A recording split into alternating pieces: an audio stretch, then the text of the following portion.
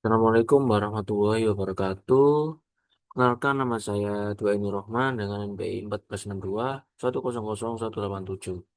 Di sini saya akan menjelaskan tugas ETS pemrograman game. Nah, untuk game saya yaitu The Backrooms Survival Escape. Nah, ini GDT-nya. Yang pertama ada Experience Overview. Game The Backrooms Survival Escape adalah game horor petualangan di mana pemain terjebak di dalam labirin misterius berwarna kuning yang dikenal sebagai The Backrooms. Pemain harus bertahan hidup dengan menjelajahi ruangan demi ruangan, menghindari monster samar yang terus memburu mereka dan menemukan pintu keluar untuk lolos. Untuk experience information, ini developernya yaitu saya sendiri, Dwayne Rahman, dengan role game designer dan scripter.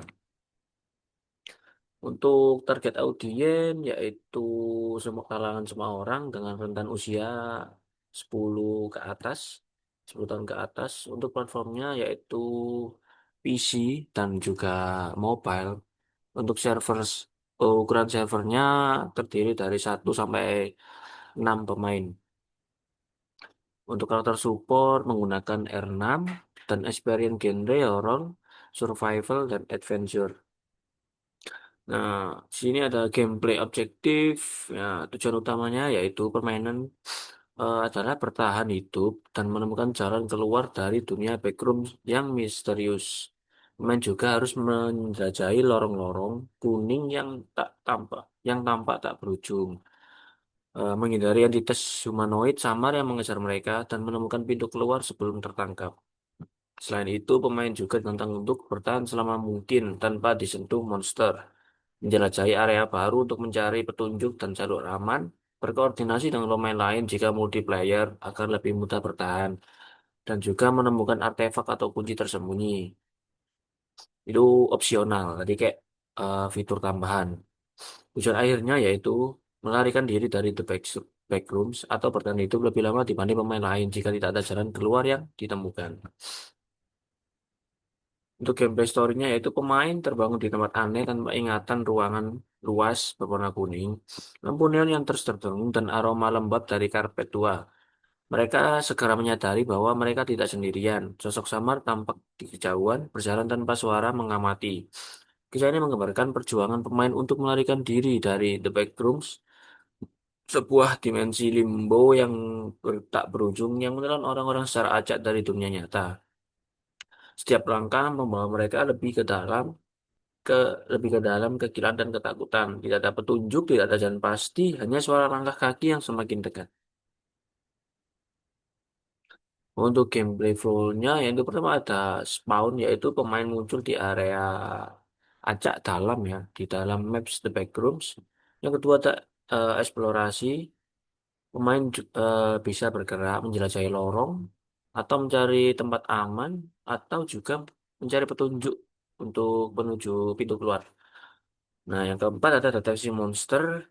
Monster AI berpatroli di area. Nah, ketika pemain berada dalam radius deteksi kurang lebih 50 stat, monster mulai mengejar menggunakan sistem pathfinding sederhana. Yang kelima ada kejar-kejaran. Pemain harus berlari, bersembunyi di balik dinding, atau mencari jalur lain untuk menghindari dari monster. Kematian dan respawn. Jika disentuh monster, pemain atau player akan mati dengan efek jump scare dan respawn di titik acak setelah beberapa detik.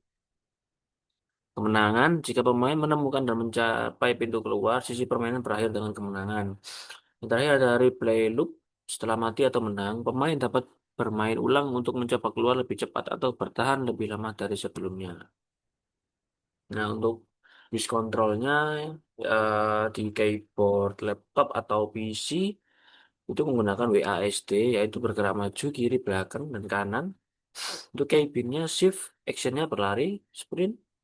Mouse wave menggerakkan kamera atau melihat sekitar. Keybind-nya action berinteraksi atau membuka pintu atau mengambil item. Mouse satu klik kiri mengaktifkan center atau item. Mouse 2 klik kanan fokus atau arahkan pandangan.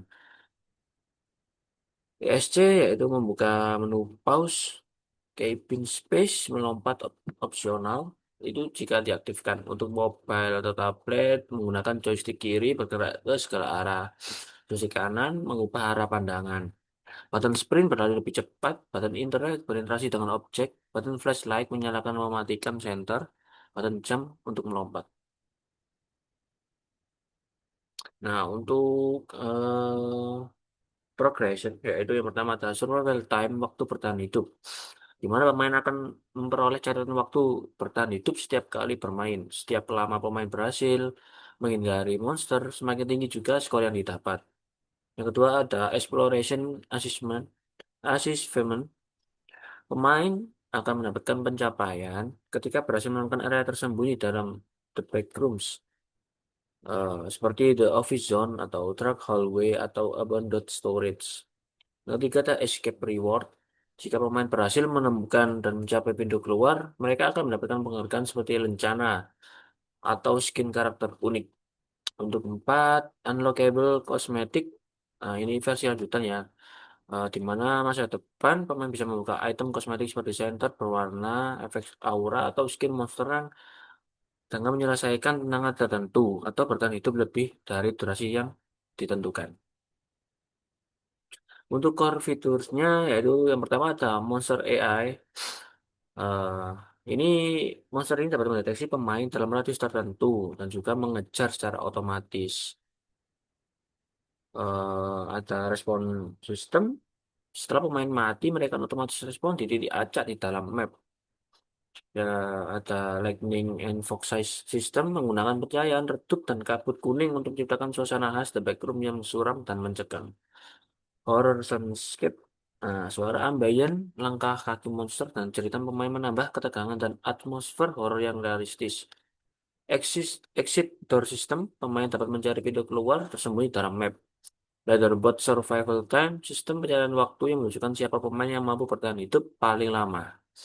Achievement and badge, pemain menerima rencana atau roadblock badge untuk pencapaian seperti first escape, long survival, atau monster fighting.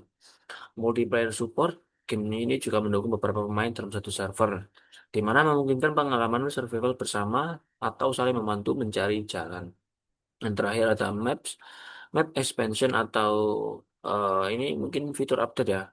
Beta dapat diperluas ke level-level baru. Backroom seperti level 1 ada Backdreams atau level 2 The Factory. Untuk desain stylenya, dunia permainan mengambil inspirasi dari fenomena urban legend The Backrooms, yaitu labirin ruangan berwarna kuning pucat, lampu neon yang terus berdengung, dan karpet lembab yang menciptakan suasana mencekam. Time of place tidak memiliki waktu nyata. Dunia ini berada di dimensi lain, yang terjebak antara kenyataan dan mimpi buruk. Dan art stylenya yaitu menggunakan realistis minimalis dengan pencahayaan kuning, kuning desaturasi, tekstur dinding berulang, efek kabut ringan, dan warna monoton. Untuk game location ini area utama tempat pemain dimulai terdiri dari lorong dan ruangan luas dengan dinding kuning, lampu neon putih, dan karpet lembab. The storage room, area gelap dengan pencahayaan minim. To the hallway of edges, koridor panjang dengan efek gema suara yang berubah-ubah. The exit door room, lokasi tersembunyi yang menjadi tujuan akhir pemain untuk keluar dari dunia backrooms. Karakter desain player ini, manusia biasanya secara misterius terjebak di dalam backrooms. Ya, tidak memiliki senjata, hanya bisa berlari, bersembunyi, dan mencari jalan keluar. Entity-nya yaitu monster sendiri, sosok humanoid samar dengan efek glow dan partikel asap kuning, bergerak cepat dan mengejar pemain yang terdeteksi di radius tertentu. Nah, ini untuk referensi gamenya kurang lebih seperti ini.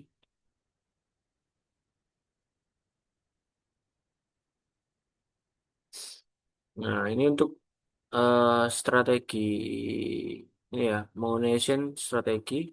Pertama ada flashlight upgrade, di mana pemain dapat membeli center dengan jangkauan cahaya yang lebih luas.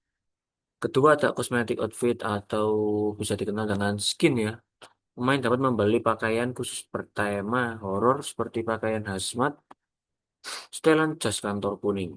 VIP Game Pass yaitu akses to special map di mana pemain dengan VIP Pass dapat mengakses map eksklusif.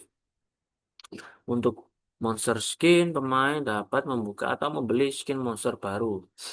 Jadi bisa berganti-ganti ya untuk skin monsternya.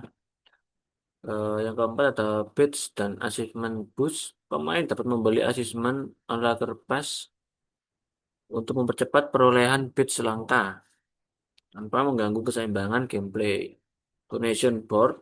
Pemain dapat memberikan donasi Robux melalui papan donasi di lobby untuk mendukung pengembangan game dan mendapatkan gelar kehormatan.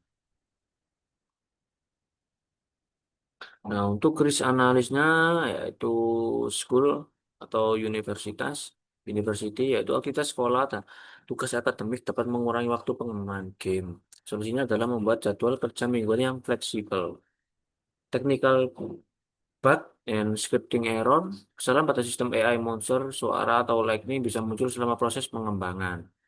Solusinya yaitu melakukan testing rutin setiap kali menambahkan fitur baru. Time management, keterbatasan waktu bisa menyebabkan fitur tambahan tidak sempat dibuat.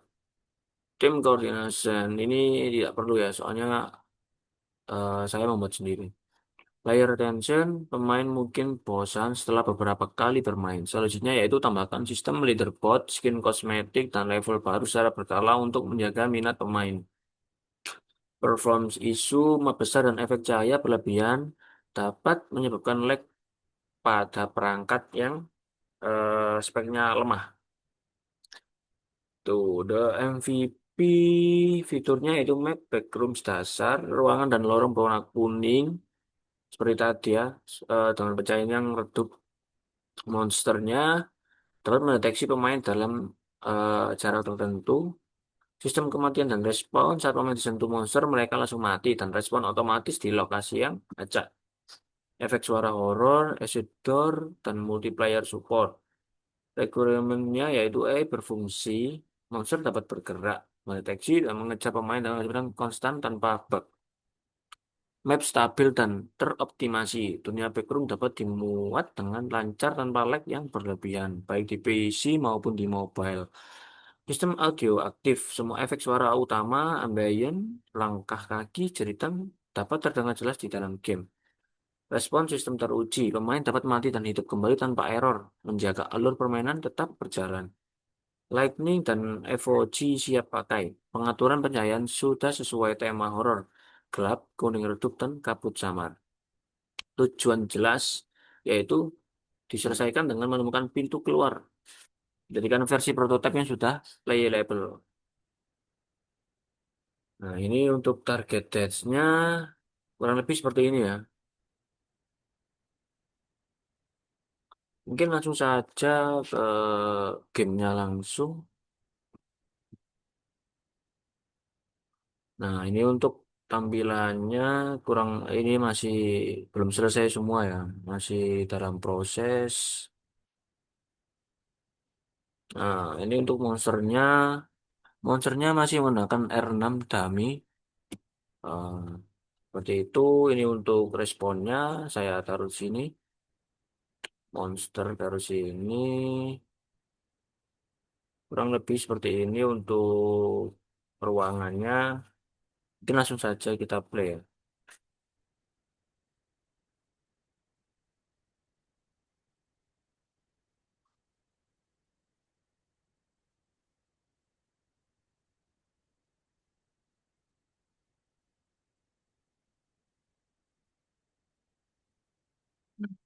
Kurang lebih seperti ini. Dan ini untuk monsternya. Nah, di monsternya selalu mengikuti ya. Ke mana, ke arah, ke kanan, ke kiri. Dan monsternya sendiri menghasilkan cahaya. Nah, dia akan selalu mengikuti kemanapun kita pergi. Dan kita harus mencari jalan keluar ya, agar tidak terkena monster tersebut. Ini tutup. Dan jangan sampai terkena atau tersentuh monster ya, karena itu bisa membuat kita mati. Kita ambil contoh aja ya di sini ya mungkin ya. Jika monster-monster itu maka kita akan mati. Maksud ini. Nah, kurang lebih seperti itu ya. Jika monster menyentuh kita, maka kita akan mati. Nah, lalu respon kembali ke titik awal di sini. Dan monster kembali lagi di sini. Kurang lebih seperti itu. Nah, monster mengejar kita. Nah, terus ke kanan, ke kiri. Dia akan selalu mengejar kita. Kemanapun kita jalan atau berlari.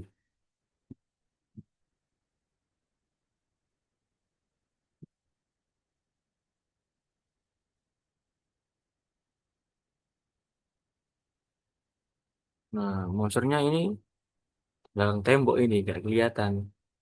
Ah, tidak. Jika monster mengenai kita, kita akan mati.